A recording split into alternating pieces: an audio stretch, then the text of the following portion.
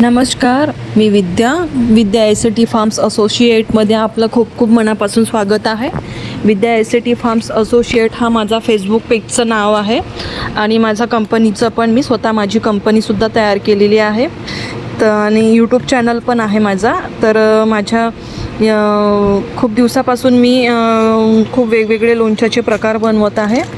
तर मला खूप ऑर्डर आहेत आता की लोणचे ऑफलाईन आहेत, ते पण मी ऑनलाईन नाही करत.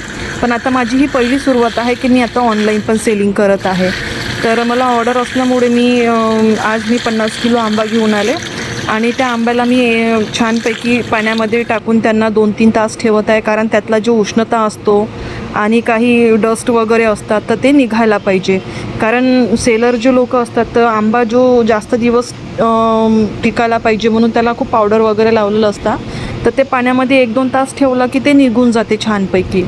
तर बघा इथे मी कशा प्रकारे मी छान पाण्यामध्ये त्या आंब्यांना 1-2 तास ठेवलेले आहे.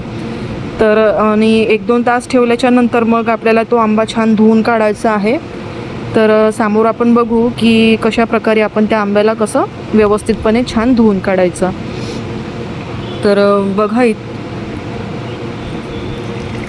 बघा इथे आता मी हा आंबा 1-2 तासांनी छान त्याच्या जे उष्णता असते ते निघून गेलेली आहे आणि डस्ट पण होता तो पण निघून गेलेला. पाण्याचा कलर बघा कसा दिसत आहे तो. तर बघा मी छान एक आंबा त्याला छान आपल्या हाताने धुवून त्यांना वेगळं करून ठेवत आहे.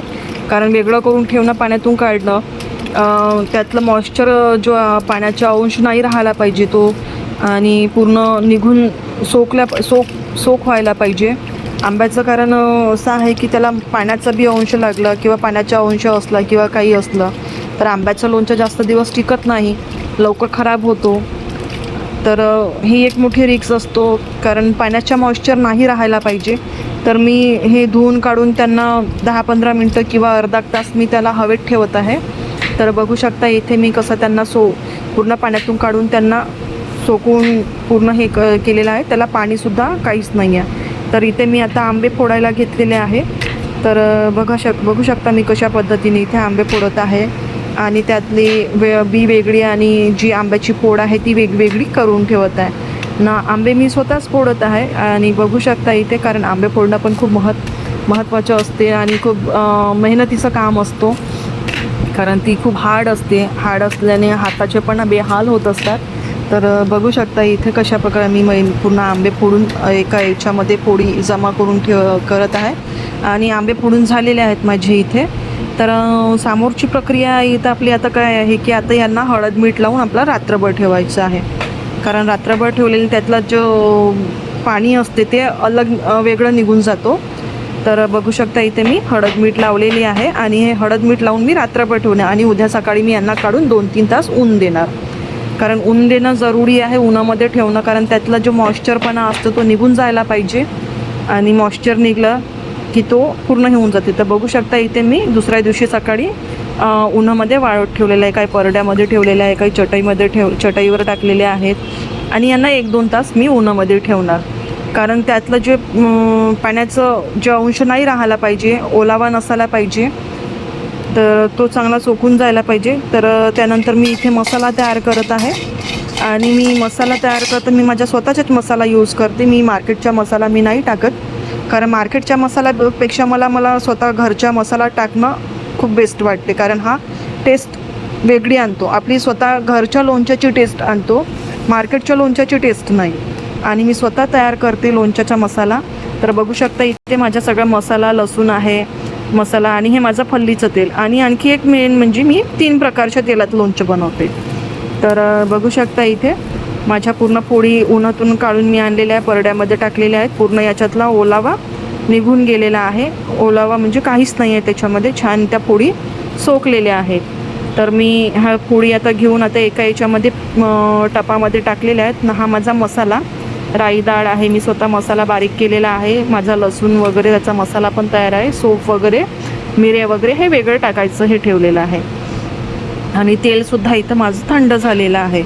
तर आता समोरची प्रक्रिया, आता यांना सगळं मिक्स करू आपण याच्यामध्ये. मसाल्यानं आणि फोडीनं सगळं एकजीव करू.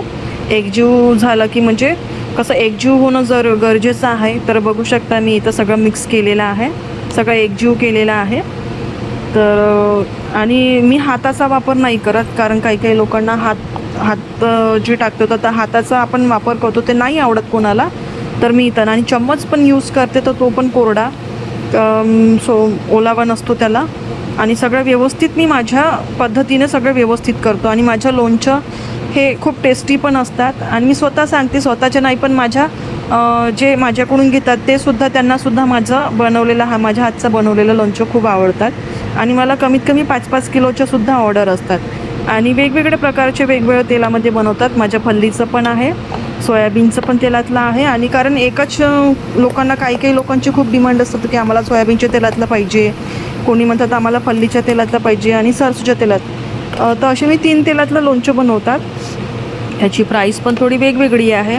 आणि खट्टा मिठावाला पण बनवते आणि आंबटवाला, कारण काहींना आंबट आवडते, काहींना ना. आपल्या महाराष्ट्रामध्ये असं आहे की आपल्याला गुळाचं लोणचं पाहिजे, खट्टा मिठावाला पाहिजे, आंबट नाही. पण काही लोकांना आंबट निवड याच्यामध्ये पाहिजे. तर बघू शकता इथं माझं सगळं लोणचं तयार झालेलं आहे इथे पूर्ण. आणि हो मैत्रिणींनो, आणि ज्यांना कोणाला ऑर्डर करायचं असेल किंवा बुक करायचं असेल, आणि त्या माझ्याकडे घरी येऊन पण घेऊ शकतात. आणि जर ऑनलाईन मागवायचं असतं तर ऑनलाईन पण मागवू शकतात.